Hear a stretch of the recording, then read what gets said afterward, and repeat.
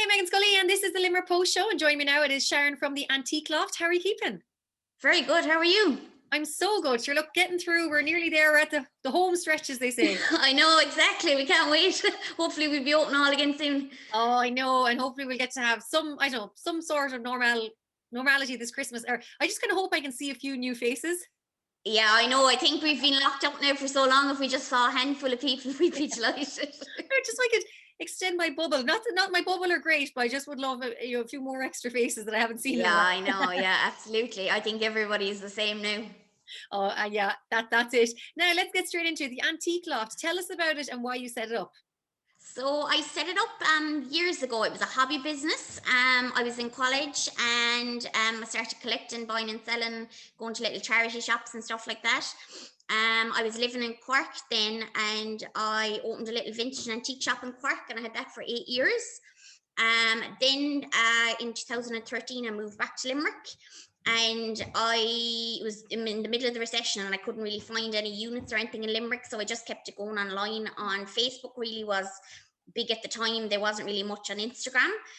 So we went back work and built a house, and at the start of this year then I decided to open a little unit in the Milk Market. A good friend of mine approached me, Eva Ryan. You might know her, she's on Gogglebox Ireland. She approached me in January that a little unit had come up in the Milk Market. So we talked about it for a number of years. So we decided to go and open together. It was a joint effort. So she has one little shop and I have the other, and we're in one unit in the Milk Market. That's absolutely incredible. And obviously, times have changed and with the lockdown and everything that's going on, but it kind of sounds like you're kind of ahead of the trend selling on social media. Yeah, so I've been on Facebook for like about 12 or 13 years. I started on Facebook years ago when I had the shop, but I suppose I never really went after social media. It was always like a little bit of both. And it was always a hobby for me because I was working as a financial advisor for the last 10 or 12 years. Wow. So this year when Eva approached me, I was actually changing jobs in April. And little did I know that the new job wouldn't go ahead, that we had opened the shop. So it's kind of, it's been a little dream that's actually happened, like out of COVID. So it's a negative turned into a positive. So Instagram, I've probably been on Instagram for about 2 years, but since lockdown, I've had the time, obviously, with not working full time. So I've tried to build my following on Instagram, and lo and behold, Eva's son is a social media expert. So when Eva approached me about the shop, James said to me, would I not be interested in opening a little website online and stuff? So it kind of all just fell into place. This is absolutely incredible. I love it. I think it's so refreshing to hear these stories about how people have kind of done well out of lockdown and how, as you said, turned negative into positive. And now it seems like your hobby now has become your job and your everyday. Yeah, so it was always a long-term dream to go back working full-time for myself, but I didn't think it would happen during a pandemic or a lockdown. But it was kind of like I think it's the right time. So I'd never have opened the website, and I'd probably never have doubled my following on Instagram or Facebook, or I probably wouldn't have had time to commit to the shop either at the weekends. So it's kind of all fallen into place during the pandemic. What would be now the most popular item or antique that people are looking for? I specialize in jewelry and vintage clothing, I suppose, but the most popular items would be 1900 to 1930s pieces of jewelry. Wow. I specialize in mainly high-end costume vintage jewelry. So like brooches are very popular, kind of up until about 5 years ago, they weren't. I specialize in like 1920s hand-painted beads. They're from Czechoslovakia. So kind of 1900 to 1930s would be very popular.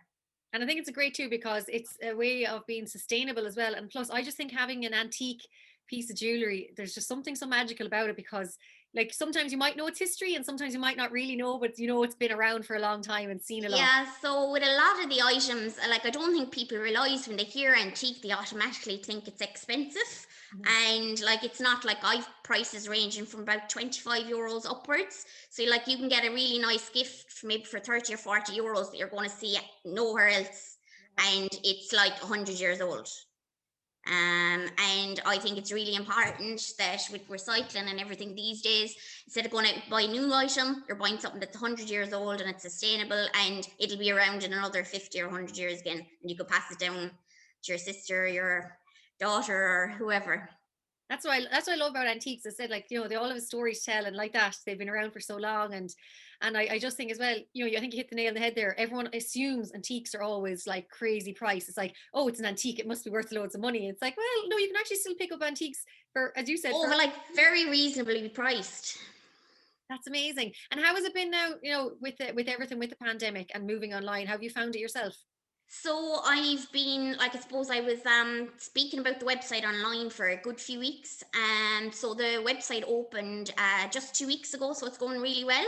I'm quite surprised at how well it's going. I think I've with the following on Facebook and Instagram, and I think people are really supporting local this year. Like before, I would have been competing with the likes of eBay, Etsy. Like people are really getting behind local.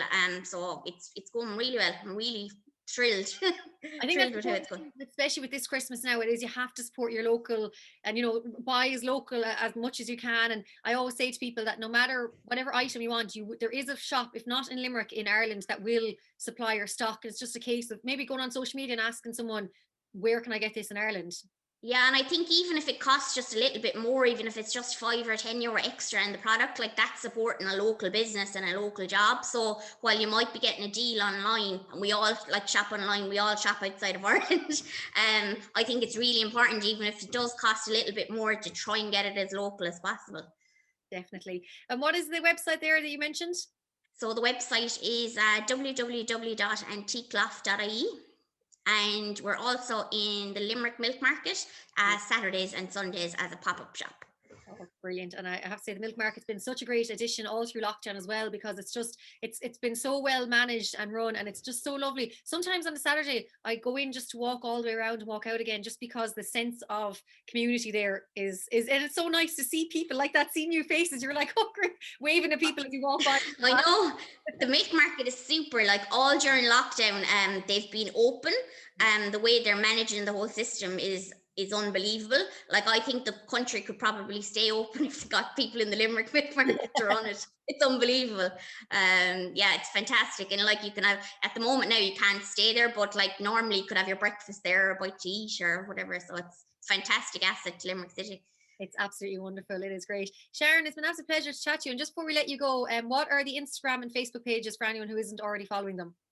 So on Instagram, it's antiqueloft.ie, and Facebook is antiqueloft.ie as well. Or I'm on Twitter, antiqueloft.ie.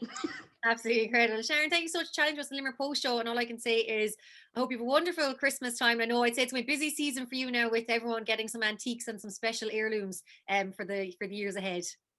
Yes, hopefully it will be Christmas to remember. I think we'll all be celebrating with friends and family this year, because it's be a little bit extra special. We sure will. Gabriel Margaret.